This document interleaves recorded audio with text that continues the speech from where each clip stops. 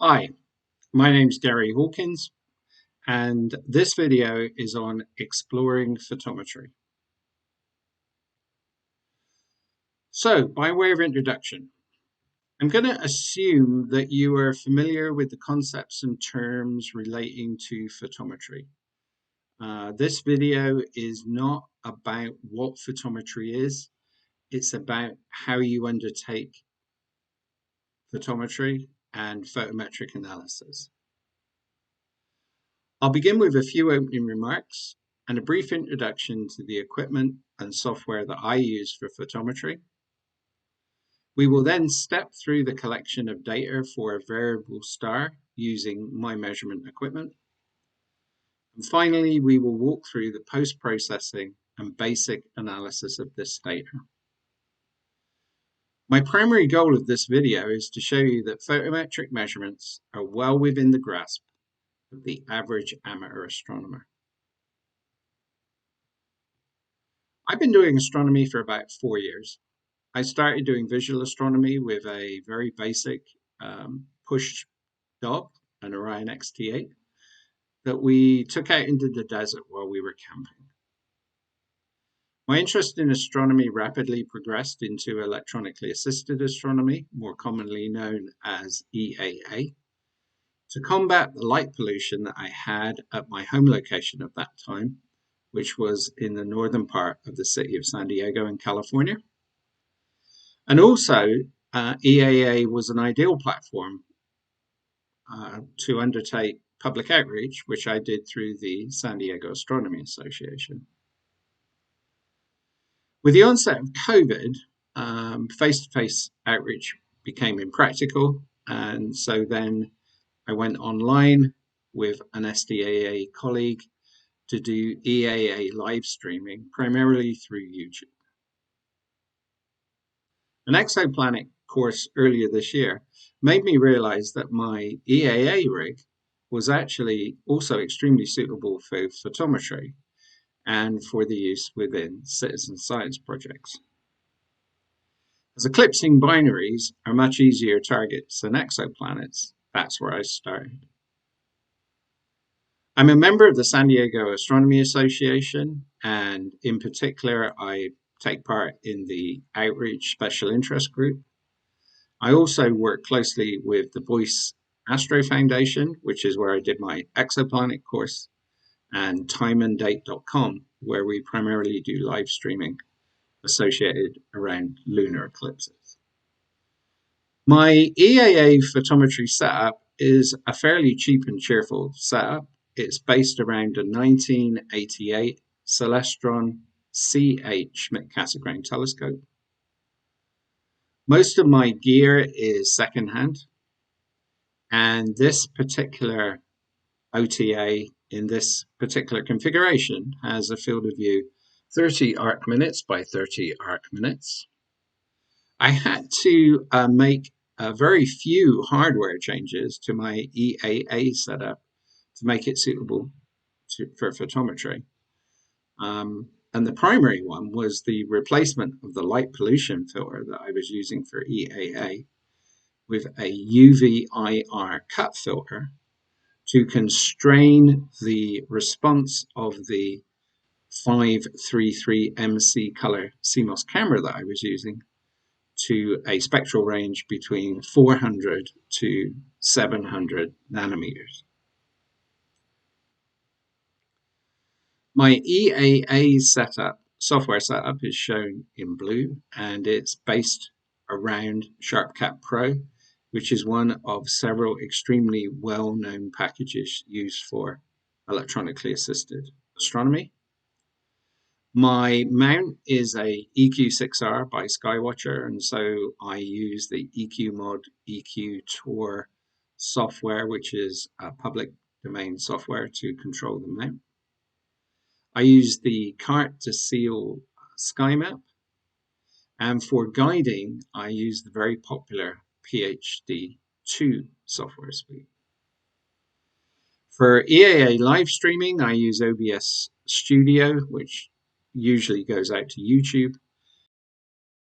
In order to do photometry, I need to basically add just two pieces of software. The first of those is AIJ, which is the software tool that I use to do differential photometry. And the second tool is a tool called Dimension 4 that ensures that my PC clock is always synchronized to the time standards that are widely available on the World Wide Web. So I have accurate time measurements, and accurate time measurements are critical for photometric measurement. All of the programs that I'm using are open source, except for SharpCat Pro.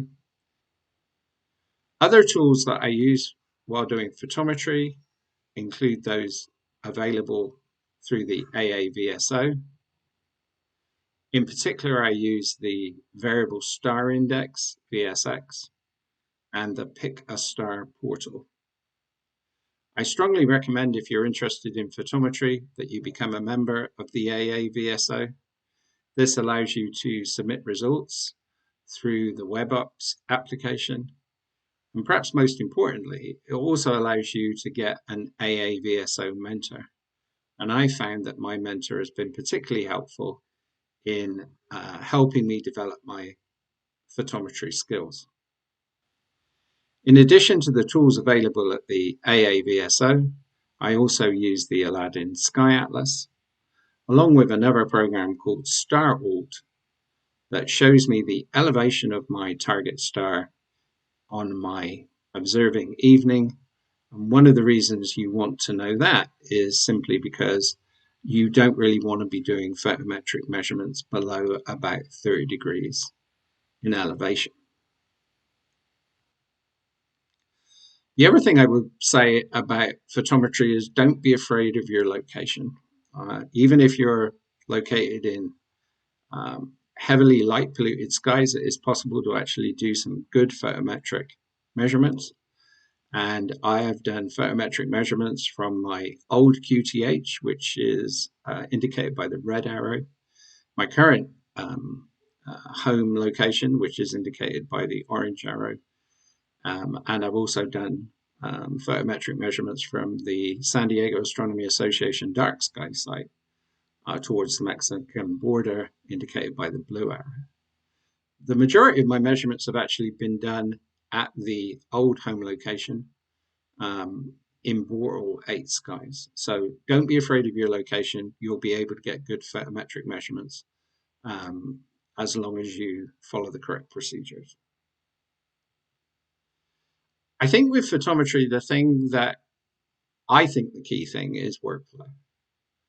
I think it's if you define a workflow that works for you and you consistently use that workflow, you're going to have success because you will do everything the same every time that you do it.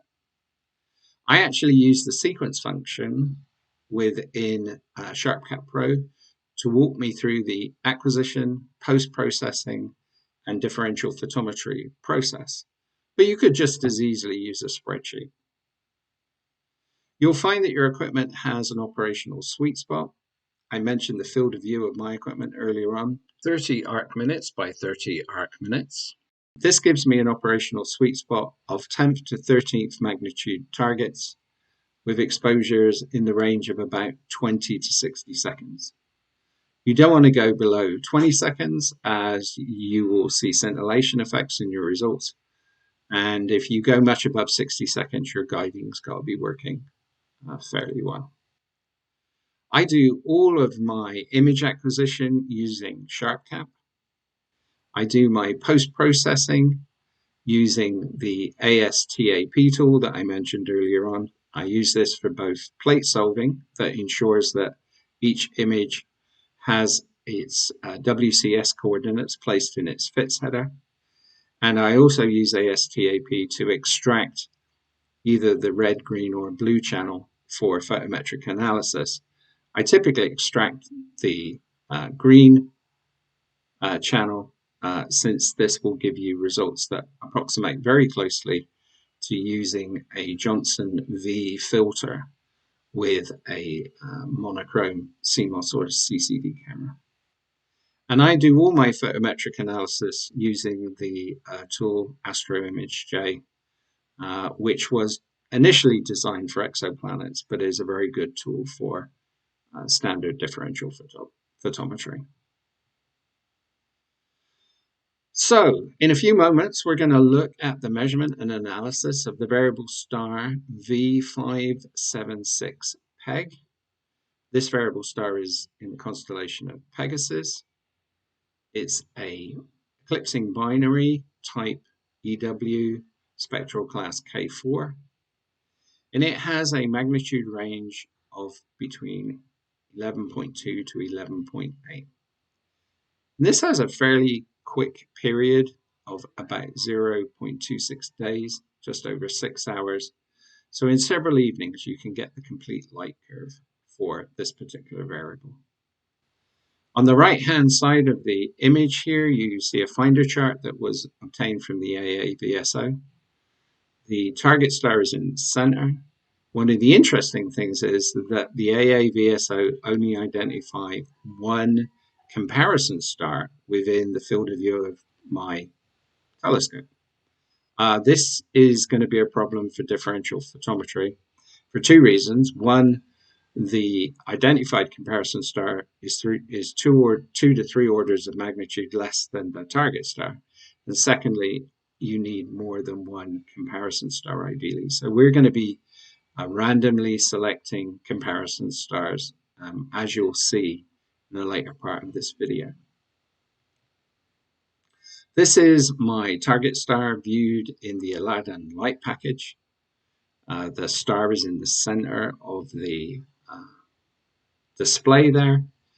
And you'll see within Aladdin, it's actually identified by its more typical designator RxJ2311.0 plus 2142. So now it's time for some measurements. Okay, so we are now at the point of doing some measurements. It's about 6 hours after I recorded the first segment.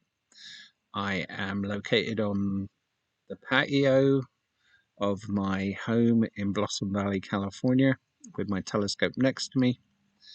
The telescope has been set up and polar aligned, and all the hardware is connected, the cameras are talking, and the sky map is connected to the telescope. The telescope is currently pointing in the approximate direction of Polaris. As I said to you earlier, workflow is critical, so I am going to use a sequence that I've developed. So I go up to my sequencer, and I'm going to run image variable star. And I am now going to get a number of dialog boxes come up, which I'm going to respond to. And this will walk me through the process of getting everything set up so that I am imaging my star in the right fashion. So the first thing it asks me is, have I determined the variable star location? I have. Do I have my UV IR cut filter in place? I do. I have the fourth position on the filter wheel selected, which is the UV IR cut filter. Is the dew shield in place, and are the heaters enabled? That might seem a rather rudimentary thing to check, but it's a little embarrassing if you get into a photometry run and find that either you've got to put the dew shield on or the dew heaters are not working properly, and everything's beginning to dew up. If I check the Pegasus Astro power box here, I can see that my temperature is my nighttime temperature and the dew point are almost coinciding, and it's a very damp evening here already with 98% humidity. So the dew heaters are going to be working now to keep both the guide scope and the OTA free from dew.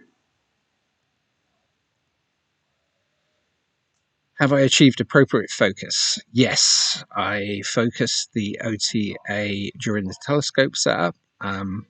Focus doesn't have to be precise for photometry.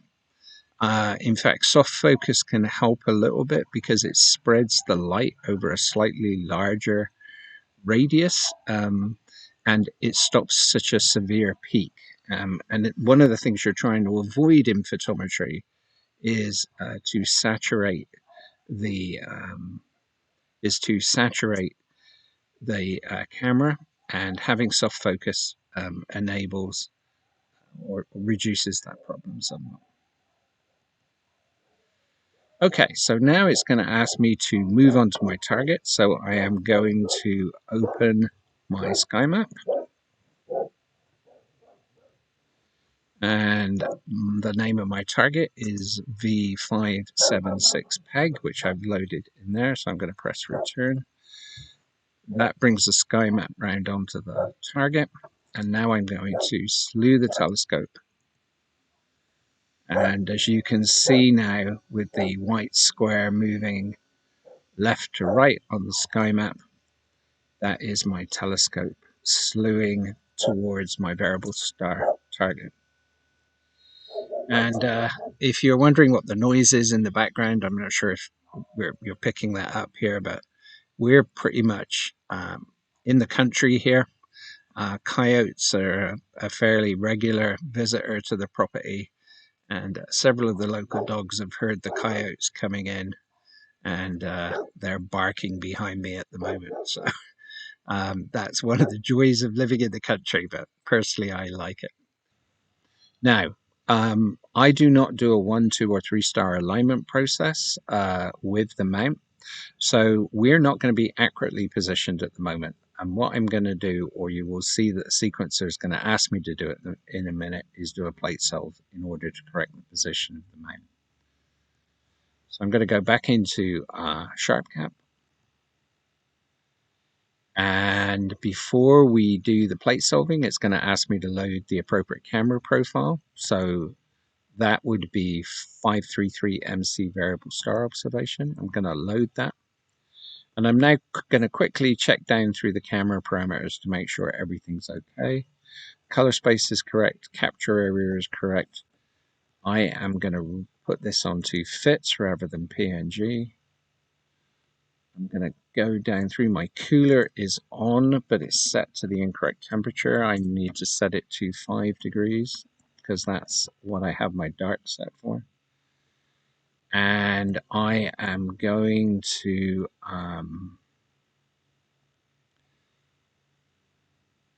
actually, while we're waiting for the camera to reach its target temperature of -5 degrees, we're gonna load our dark and our flat files. I actually captured these the other night.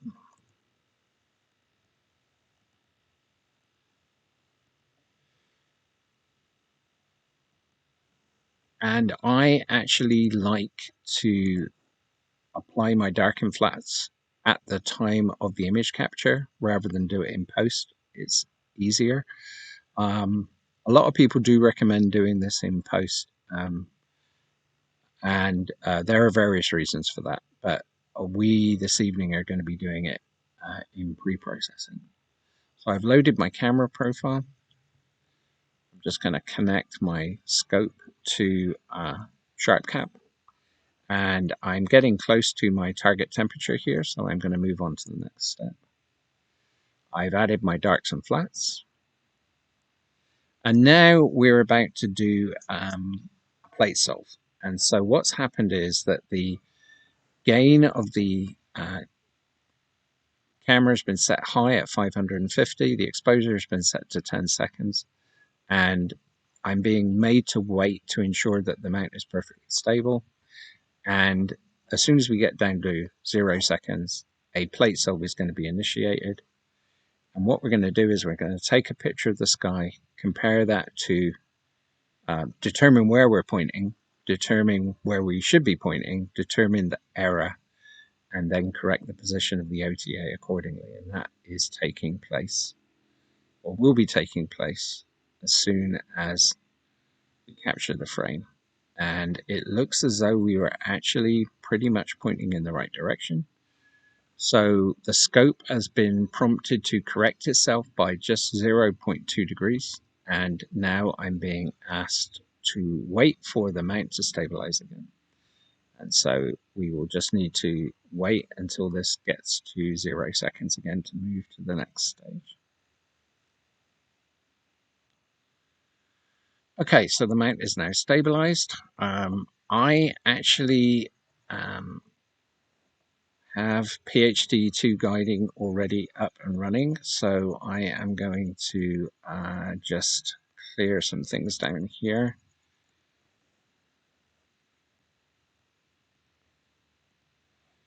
I am going to, we are connected, we're looping. We're gonna select the stars for guiding. And I actually use the multi-star option within PhD2 guiding. So as you can see, multiple stars have been selected. I am going to start to guide.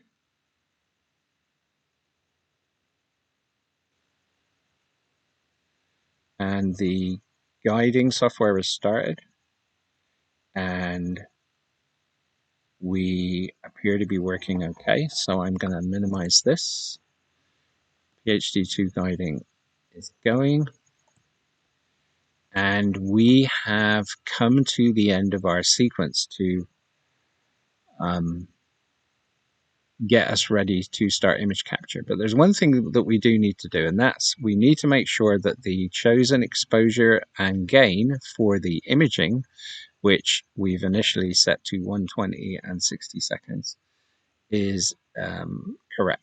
And if it's not correct, then we will need to adjust the gain of the camera to make sure that we're getting about the right peak ADU count for our target star. And typically, since our maximum value is the 16-bit value of 65,000 and change, I typically will set my maximum ADU. I want to see something in the order of about 20 to 30,000 peak value, and that will give me some overhead and make sure that if the brightness of the star that I'm imaging increases, I don't drive the camera into saturation.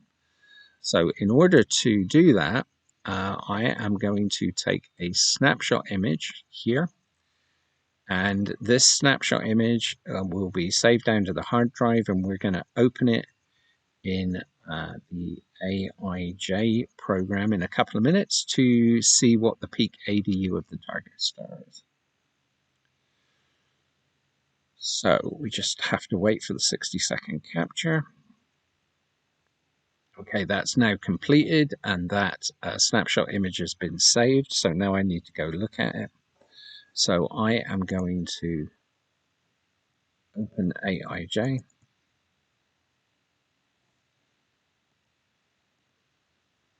And I'm going to make sure that I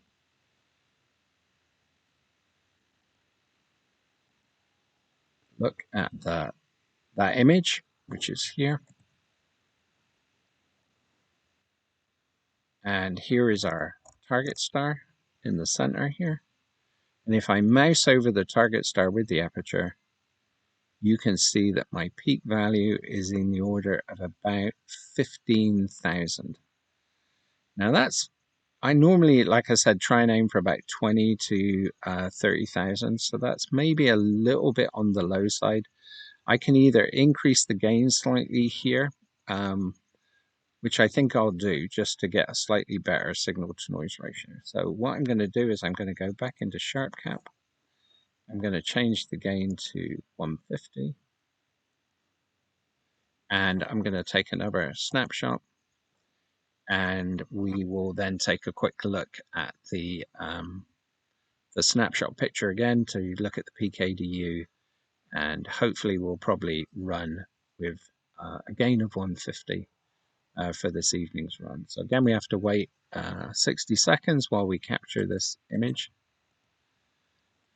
I'm going to open this new image up in AIJ, which is this one here.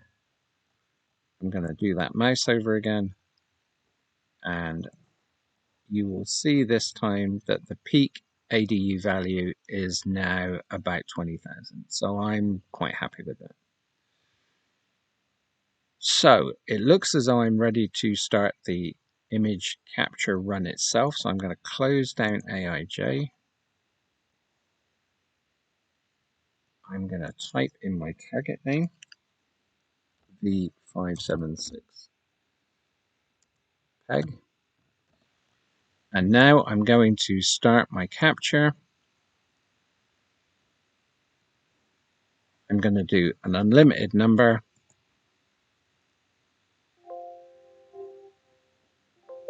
And we are now capturing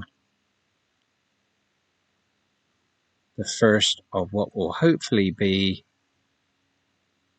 several hundred frames this evening, each taken on a 60-second exposure. So we'll be taking 60 images per hour.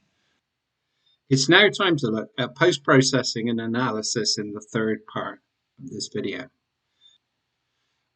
I'm going to be using the sequencer within SharpCap Pro to guide me through the post-processing and analysis phase. I have written a script called Generate Light Curve that will run me through all the steps necessary to get from my raw data through to a processed light curve. Now, the screen may get fairly busy at times here, and normally I would use the software across two screens as it's somewhat easier. But for the purposes of this video, I'm going to do it on a single screen. So I start my sequence, and the first thing it asks me to do is to install the daily update for Astro Image J to ensure that I'm working with the latest and greatest version of the software. The sequence automatically opens Astro Image J. I go over to Help and Update, and the program now reaches out to the main server and downloads the latest daily build. Now, the sequencer is now asking me to go to my raw images and copy those from a science folder to a processing folder. And I'm going to use some data I collected a couple of nights ago for V576 PEG. I'm going to open that data up using File Explorer.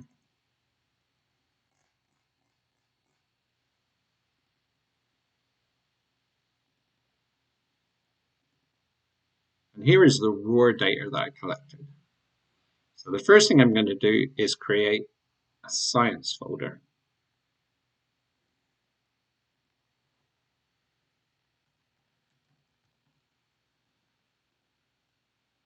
Then I'm going to create a quarantine folder.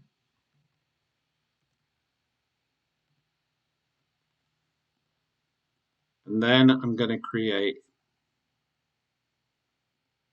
an AIJ processing folder.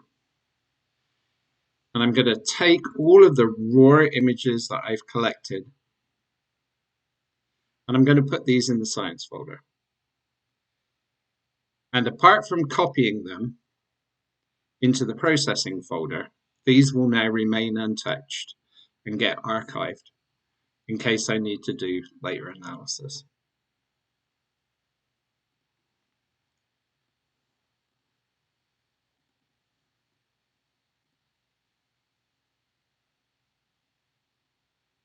Okay, so they're in the science folder. So I'm now going to copy them again, and I'm going to place them in the processing folder as well. So all of the files have now been copied across to the AIJ processing folder. So I'm going to go back to SharpCap. I've now completed this stage. And it's now going to ask me to open the 146 images and visually inspect them with the AIJ tool and quarantine any bad ones. So let's open AIJ. I select just the first file, press open, and a dialog box will come up and it will show me that I'm about to import 146 images from this run. Okay, so those images are now imported. I'm just going to vary the white and dark levels here so that I can clearly see the stars. And if you remember from our image that we looked at on Aladdin 10 earlier, this is our target star here, V576 pegged right in the center of the image. And I'm now just going to quickly step through these images by moving the cursor across. And you can see that the image is drifting a little, even though we had guiding on.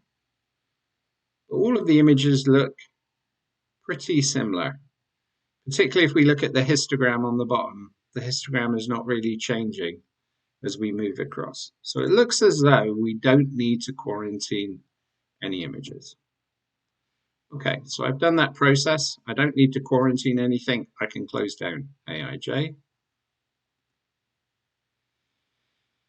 And now the sequencer opens up ASTAP, which I use for two purposes.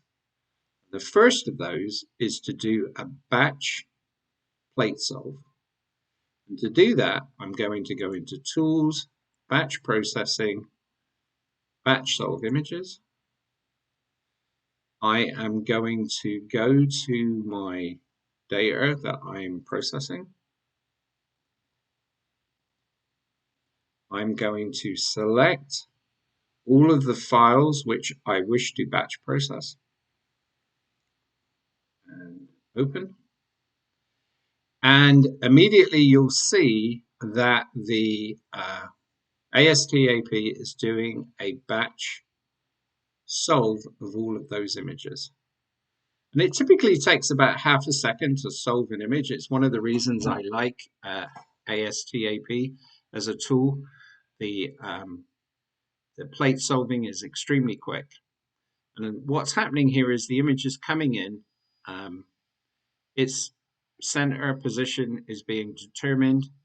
RA and DEC is being calculated for that.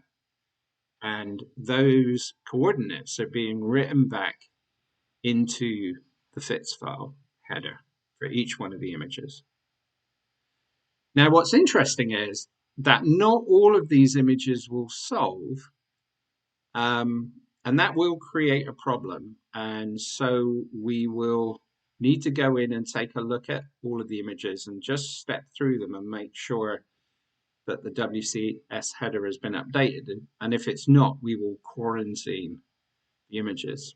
And one of the reasons that I believe that some of these images won't solve is because if you've got multiple targets or multiple objects moving through your field of view, such as satellites, we have a lot of military traffic here, that can upset the plate solver.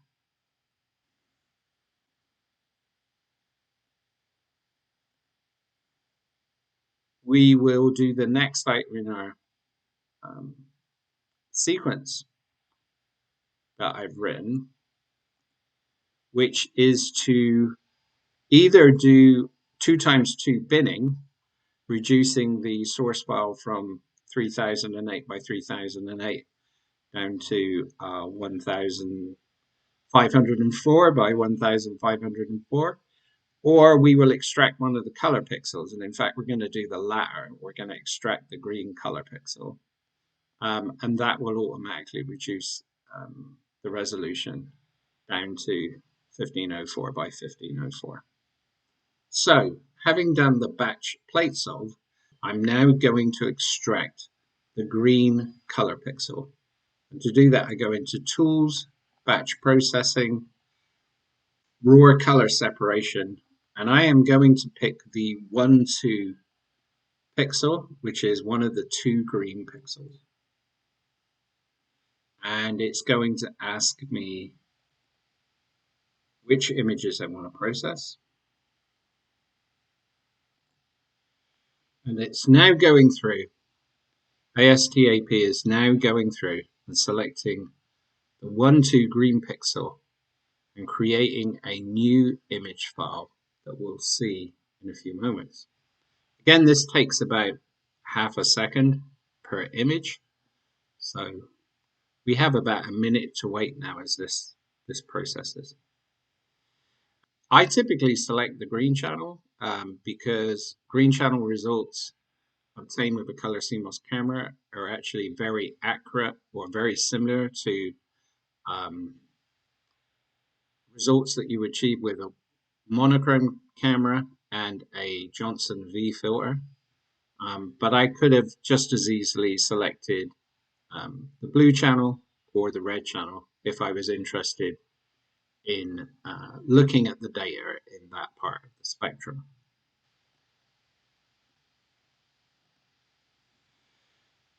And I've done my batch plate solve. I've also done my color extraction. So now I go back into the File Explorer, and you'll see now that I have got two types of file here. I've got the raw file that was plate solved, and then I've got the extracted P12 file, which of course is also plate solved, but is considerably smaller because it's only a 1504 by 1504 image compared to 3008 by 3008 for the 533 MC color camera that I'm using. So I'm not just going to order these files according to size, and I'm going to select the larger ones. I'm going to delete them.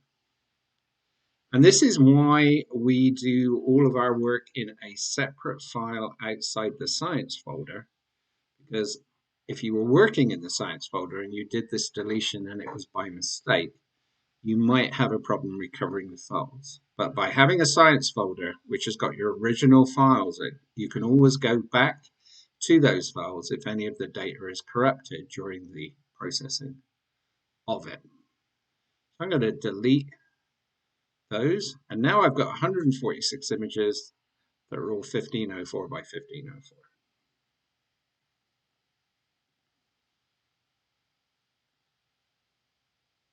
Okay, so now the sequencer opens up AIJ, and I am going to import the green channel images in 146 of them. And you can see that the first image, which is what we'd hoped for, has got the RA and DEC coordinates written in the FITS header. And as I mentioned earlier, if the plate solver failed to plate solve, these RA and DEC will be empty. So we need to go through and we need to see if there are any files for which the plate solving failed. We're going to just have to do this manually using the arrow key. So I'm going to step through each one of the files.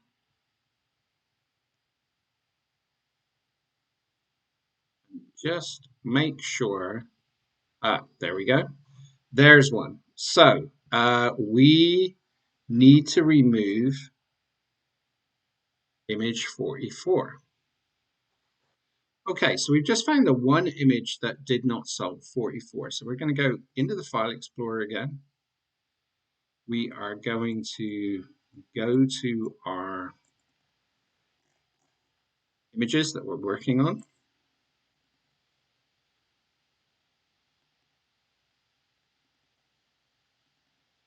We're going to go to image 44.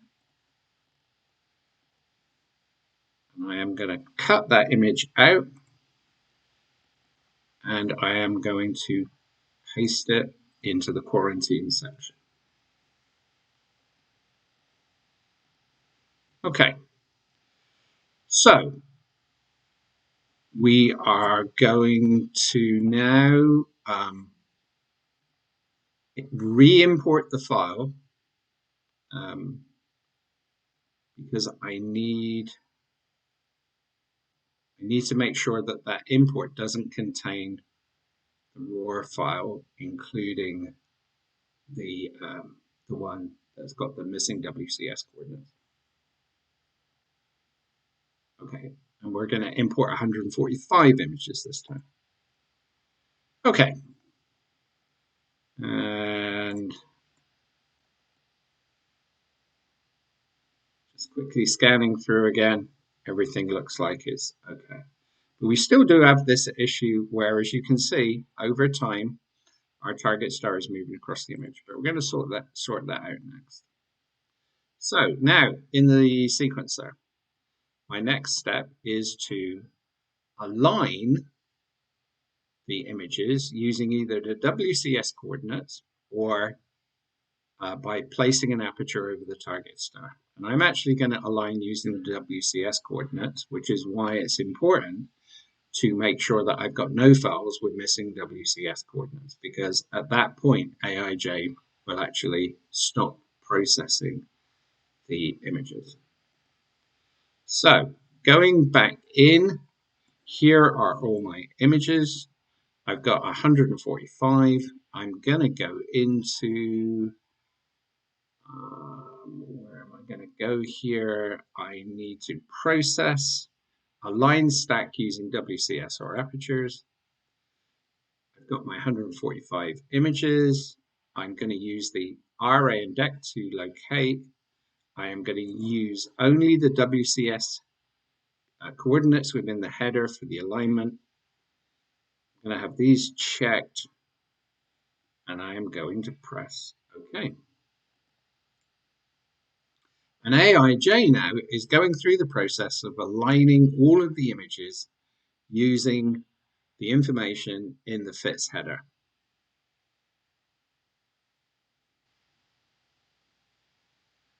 Okay, great. We have done that. And AIJ has now written these aligned images to a subdirectory called aligned.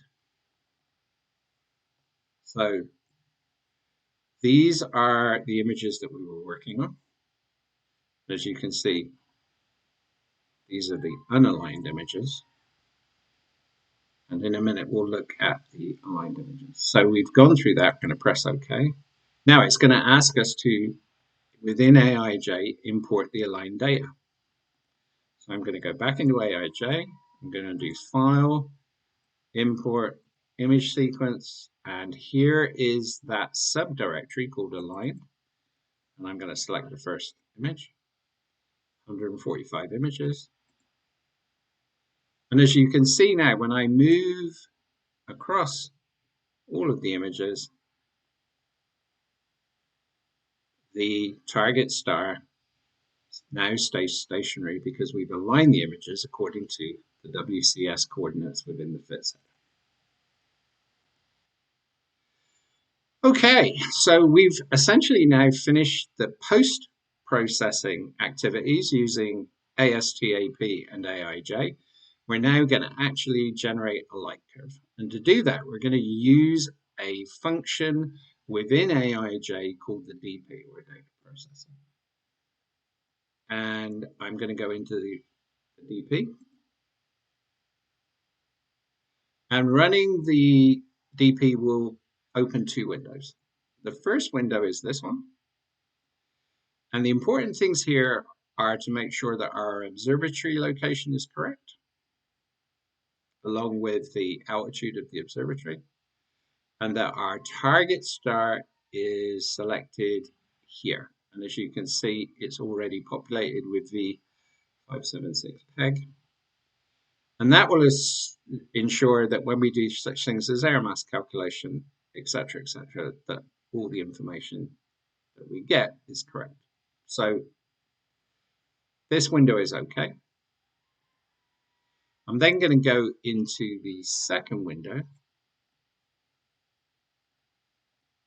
And now I have to make sure that I process the right data. And as you can see at the moment, this is the data for the 14th of September. We were working on the data for the 15th of September.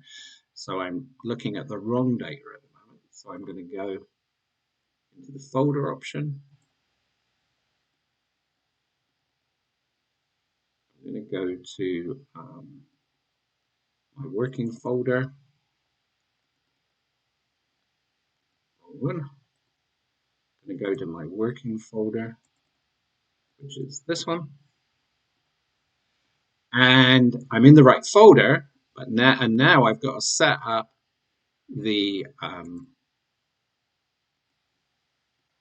file name here with appropriately positioned wildcards to ensure that I bring in all the files that I'm trying to get. And so if I make that modification and have the wildcard here, you can now see the 145 images that I want to process have appeared here. If you were doing dark frame, bias frame, flat frame, correction of the image, this is the point that you would do it in post-processing. But if you remember from segment 2 of this video, we actually did that during the image capture process. So I don't need to do anything here. I will then go down, just check what else we have here. We are not going to save any calibrated images. We are just going to go through the generation of the measurement file. Now you can do the generation of the measurement file and also do the plot at this point, but I find it's better to just generate the measurement file and then initiate the plotting function. So we're going to have this box checked and this one unchecked, and we're going to click start. All right, and the first thing that's going to happen is that we're going to need to place our apertures on our target star and comparison star. These figures, these numbers here correspond to the aperture, the size of the ring, and the outer size of the annulus that allows us to look at the background. And I had, prior to starting the video, or this started recording this part of the video, checked one of the science files to make sure that these are the appropriate numbers. And I am going to place my apertures with these checkboxes checked. So here is my field of view. Here is my target star. So this is going to be the first star that I select, and that's going to be labeled T1. And all of the remaining stars that I now select are going to be my comparison stars. And I always select 7 comparison stars so that I'm looking at 8 stars in total. And I'm just going to look around here. I've got a number of stars here. I'm just mousing over them to check the peak value is not saturated. And I can see that I've got some good targets here. This one up here, this star is saturated. You can see the peak value is at 65,535. So this would not be a star that you would wish to select as a comparison star. So I'm going to pick now a random selection of 7 comparison stars. 1, 2, 3, 4, 5, 6, 7. So in total, I have selected 8 stars. And these are going to be the ones that we're going to do differential photometry using. We're going to using the comparison stars to do differential photometry on the target star T1. Okay, so with my apertures placed, I'm going to hit return. And we are now generating the results for each one of the images that we collected. So 145 images, and we're stepping through those. We can actually see the air mass column here. You can see that the star was rising in the sky as the air mass number is getting lower over the period of these measurements. Okay, great. So we've done that. So we are going to minimize that. And we're going to go back into our sequencer. So I've run the image through the data processor. And now I am going to plot that data. So I go back into AIJ. And I select the plot button. And at this point, a whole sequence of windows is going to open on my screen. This can be a little intimidating for the first time AIJ user, as there's a lot of information in each one of the windows that's opened. But I am just going to step you through the opened windows.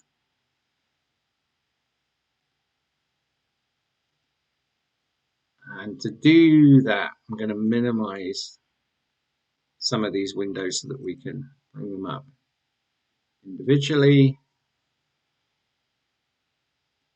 So we're going to go in and we're going to look at a couple of these plot files.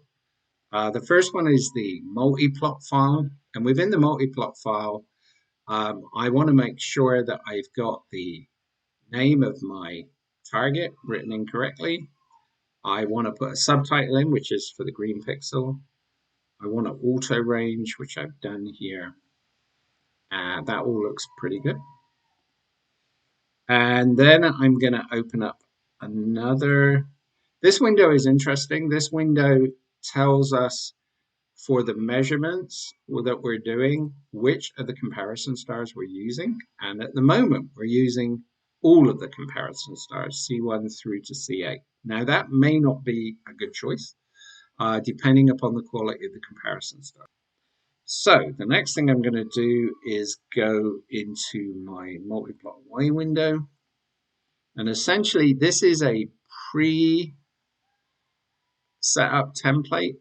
And I'm going to plot the relative flux of the target star and the comparison stars. And I'm going to do that in such a way that I can look at the data and quickly determine if my comparison stars are good quality. And you can set up templates for what you want to plot, what color your lines want to be, whether you want to put lines on, whether you want to just put dots on, whether you want to smooth the lines, etc., etc. And you do this all within the multiplot Y window. And so that brings us to our final window, which you actually got a glimpse of a couple of minutes ago, which is the plot window. And I am now going to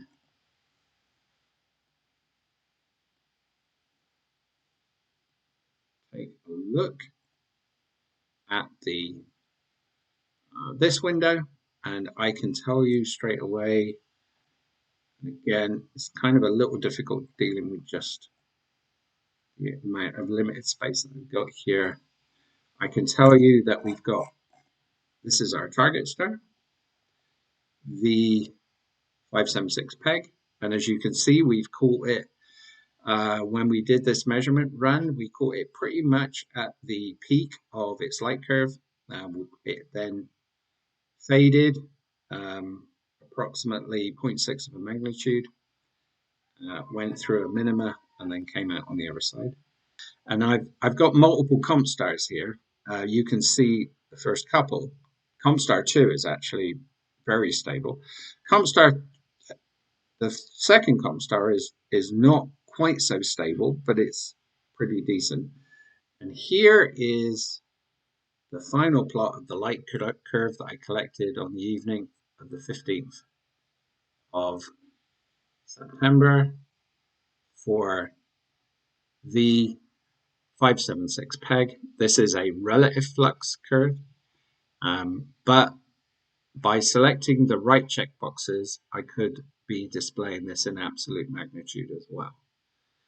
So that is a quick overview of the post-processing of data associated with the variable star within AIJ, or at least the processing of that data. We did the post-processing of the raw images in a combination of ASTAP and AIJ. In part 4 of this video, we're going to look at how you can submit your results for the photometry that you've undertaken. And we're going to be looking at how you submit it to the AAVSO, which is the American Association of Variable Star Observers. In order to submit results to the AAVSO website, you need to be both a member of the AAVSO and you also need to have applied for an observer code. The AAVSO website offers a vast number of resources for the variable star observer, and we're going to be using some of those resources today in order to put together a measurement file that we will submit. We will ultimately submit this measurement file using the Submit and Access Data tab on the AAVSO website. If we go into this particular page, you can see in the center we have Upload Photometry. And if we just look down the page, we will see the AAVSO file format specifications. So we'll take a quick look at those.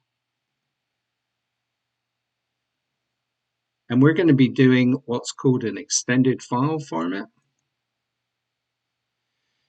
And if we look down this website, we will see the format that our measurement file must be in order for it to be accepted by the AAVSO. And it basically consists of two parts.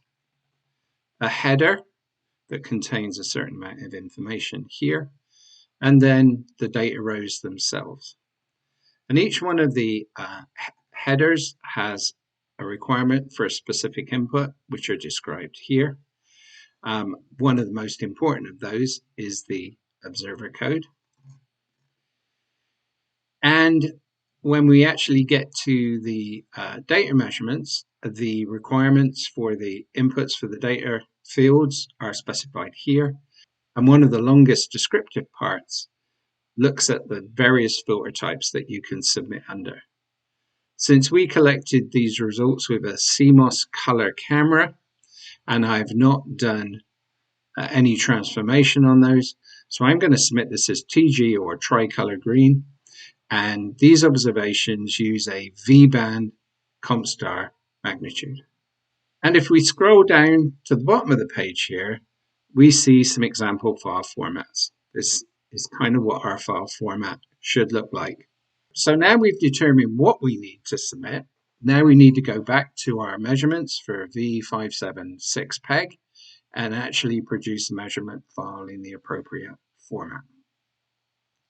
We are now back to the File Explorer, and we are in the folder that I created last year where I stored my measurements for V576 peg.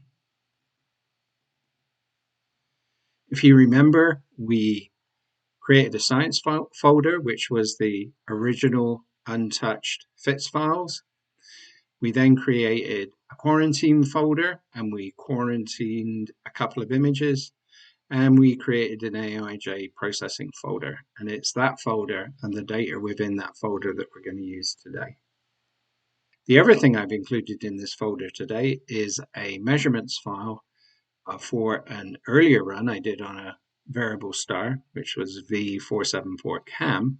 And I'm going to use this as a template within which I'm going to put my measurements for the star we're looking at today.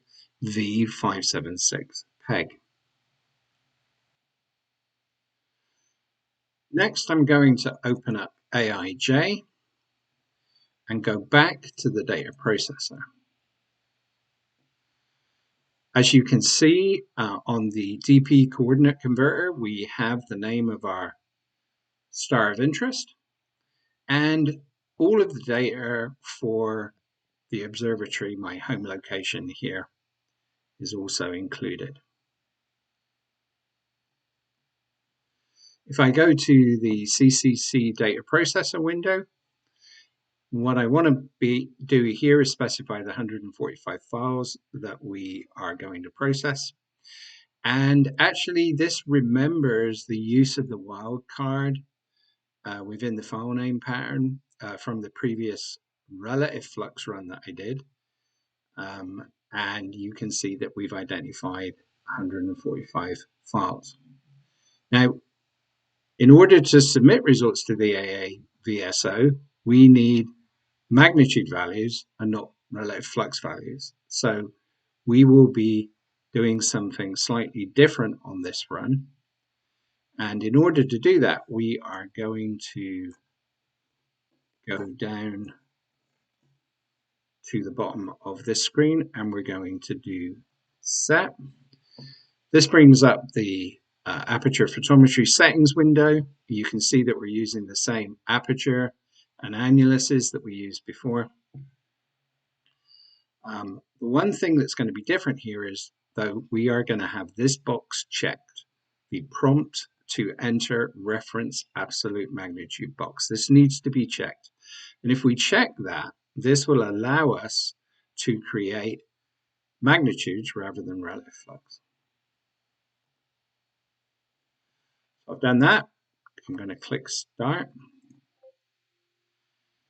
And the first thing it's going to do is going to take us into the multi-aperture measurements window, which basically just reflects the same data that we saw a few moments ago. But at the bottom of this page, it's going to request that I place the apertures. So here is my target star. So if I click on this, we'll label that T1. And I'm now going to click on the comparison stars. But because this is a data submission to the AA VSO, we're only actually going to use two comparison stars. One is called the main comparison star, and one's called the check star. And from looking at the previous relative flux plots, I was able to identify, before I started recording this part of the video, that two of the stars offered the smoothest relative flux curve for the target star, and it's those two stars that we're going to select for this analysis. And these stars were here. And I'm going to click on this one, and it's going to label it C2. And this is the star Tycho 1718-1512-1. And when I look this up in the SIMBAD database, this has a V-band relative magnitude of 11.3. And I'm going to enter that in this window. And then I'm going to open up my second comp star that I identified. It's going to label that as C3.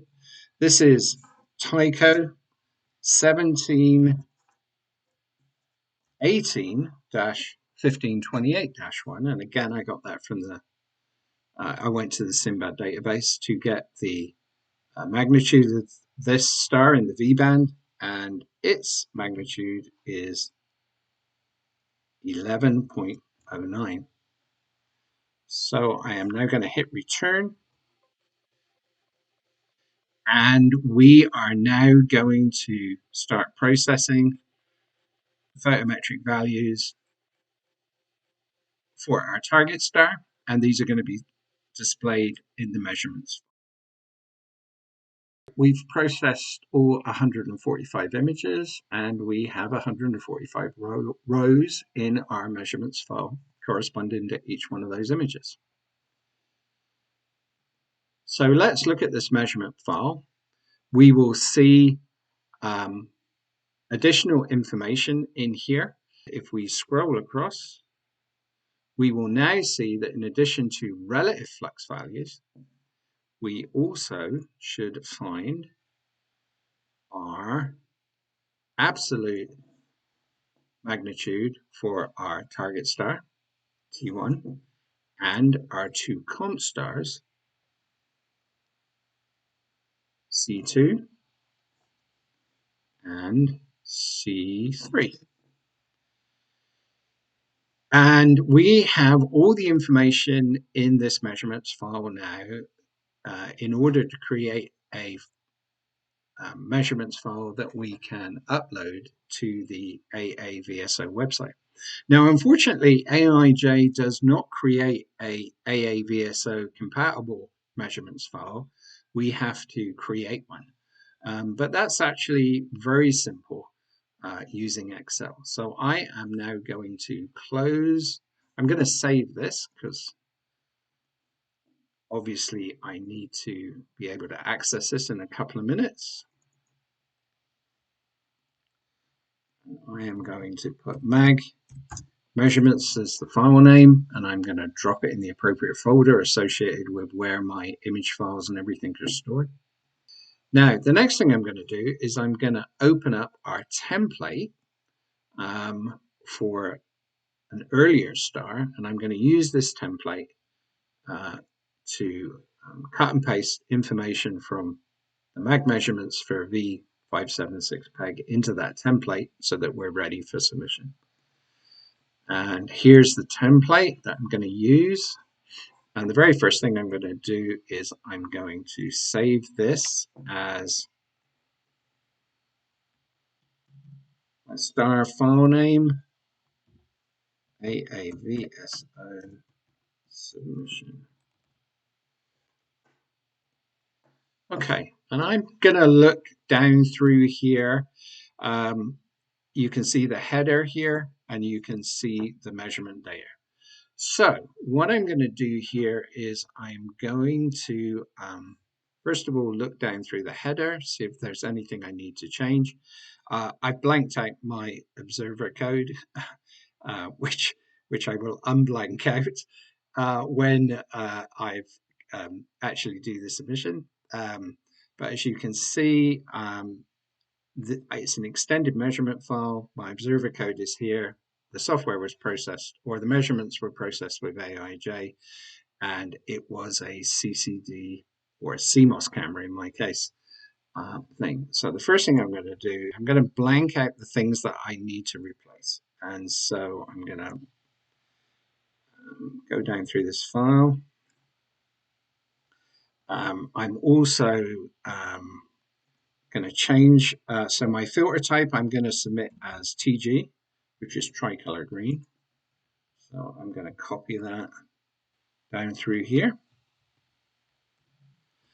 There was no transformation, standard filter type. Now these are the names of my comp stars and magnitudes, so these need to be changed. So the first comp star, if you remember, was TYC 1718-1512-1, and that had a magnitude of 11.35.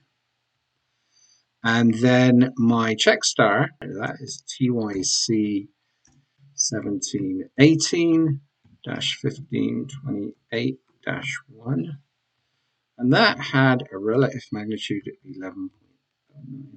Oops. 11.09. So I'm now going to take these four values and copy them down the spreadsheet.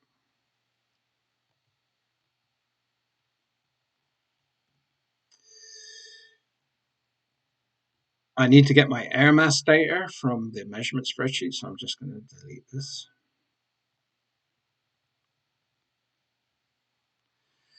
And this chart ID refers to a Finder chart that you can get from the AAVSO. So we're going to need to create a Finder chart on the AAVSO webpage and get this identifier. We'll do that in a moment. But first of all, I'm going to put in the name of my star.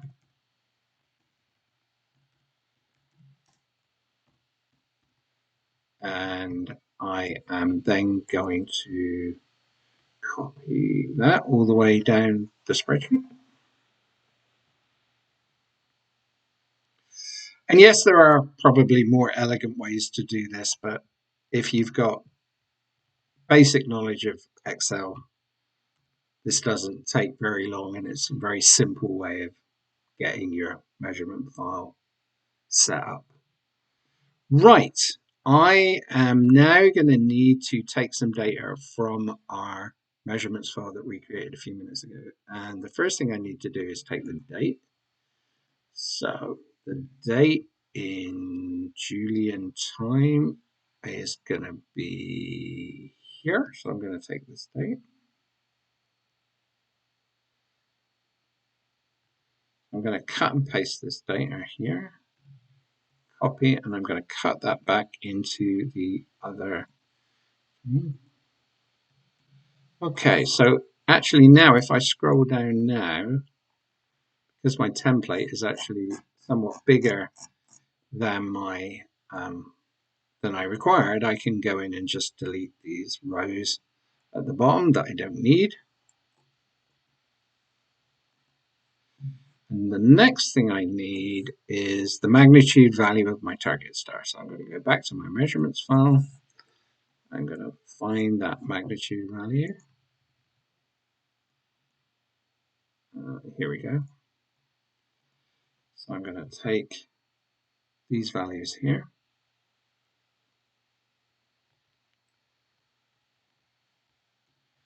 And I am going to cut and paste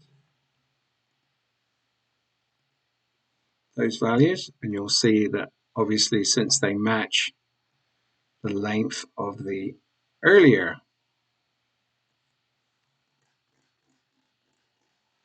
data that I submitted, it finishes at the same point. The next thing I need to specify is my measurement error. If I go back to my measurements file and look through here, I will actually see that there isn't a measurements error column. But I do have signal to noise ratio, and my signal to noise ratio is extremely high at 540. So I am going to go back here, and I'm actually just going to enter a measurement error of 0.01. And I am going to copy that down the length of my submission file.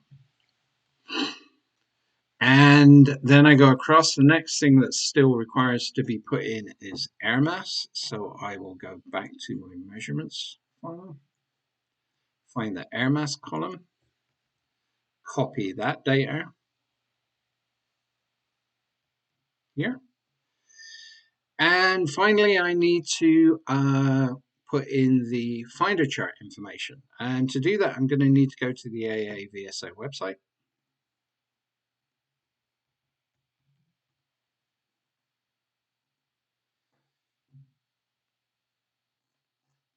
I'm going to go to the pick a star, put my name of my star, and I'm going to create a Finder chart.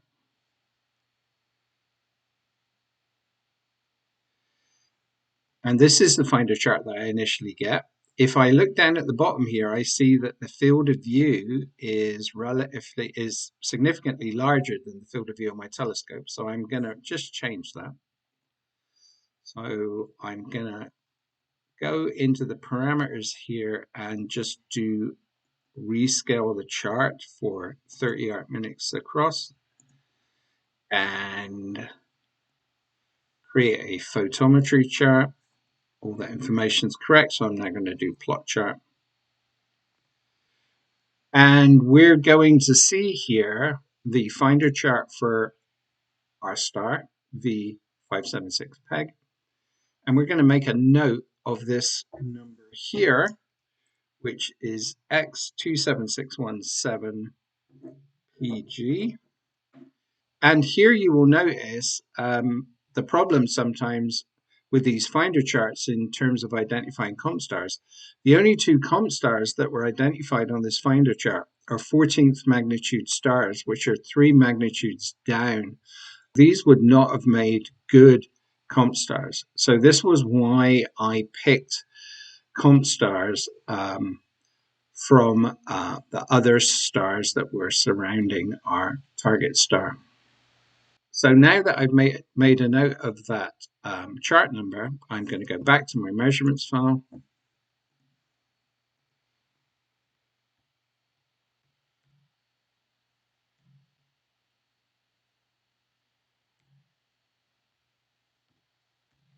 And copy that,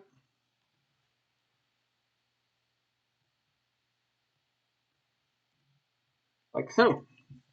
So I now have my uh, Excel format of my template complete.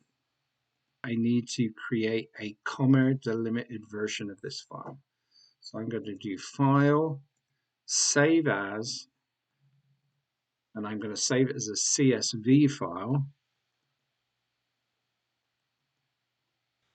So we have saved our measurements file for V576 PEG in an Excel CSV file format. There's one thing we need to do now before we attempt to submit this to the AAVSO. We must do a little bit of editing in Notepad.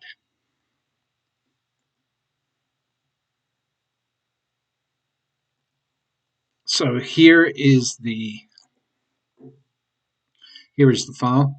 And basically what we need to do is we need to remove all of these leading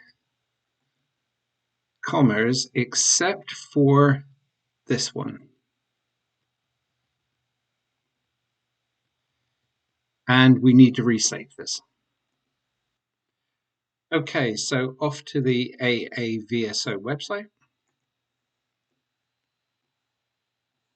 And we now go to Submit and Access Data, Upload Photometry, Observation Files. We select our file and upload.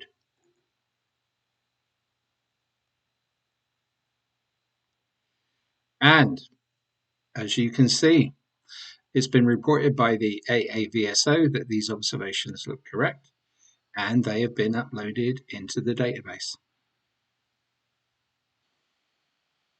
So welcome to the fifth and final part of this video on getting started in photometry. And in this final part of the video, we're going to talk a little bit about citizen science and some of the resources that are available to you. But before we do that, let's pick up on where we were at the end of the last part, and that was with the submission of photometric results for the variable star V576 PEG to the AAVSO. And you saw at the end of part 4 that I actually submitted those results. So here I am back at the AAVSO website. Yesterday, I submitted the results for V576 PEG. I'm now going to go into the resources section and plot a light curve for this variable star.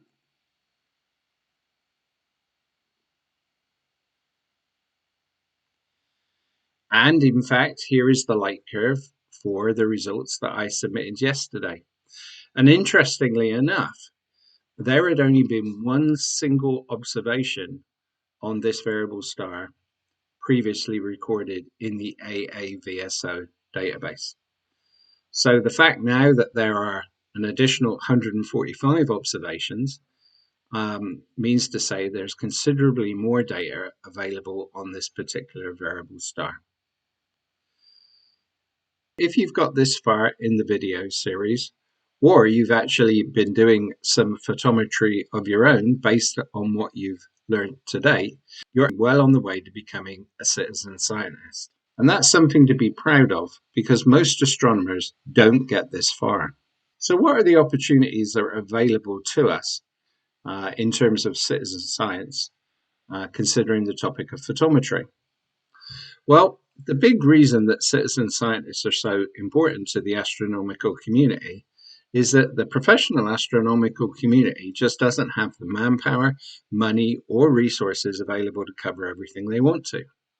And thus, they rely on citizen scientists to make valuable contribution in a whole number of areas. And these could include such things as variable star time series observation, double star observation, participation in exoplanet watch programs, asteroid characterization and tracking, nova discovery and observation, and this is a pretty exciting thing if you manage to discover your own supernova, and also providing priming data prior to large telescopes like Hubble actually doing observation runs, because it's very important for these expensive tools that they're only used at the most optimum time for observing. So they often use citizen scientists to determine when it's best to undertake measurements with a large telescope.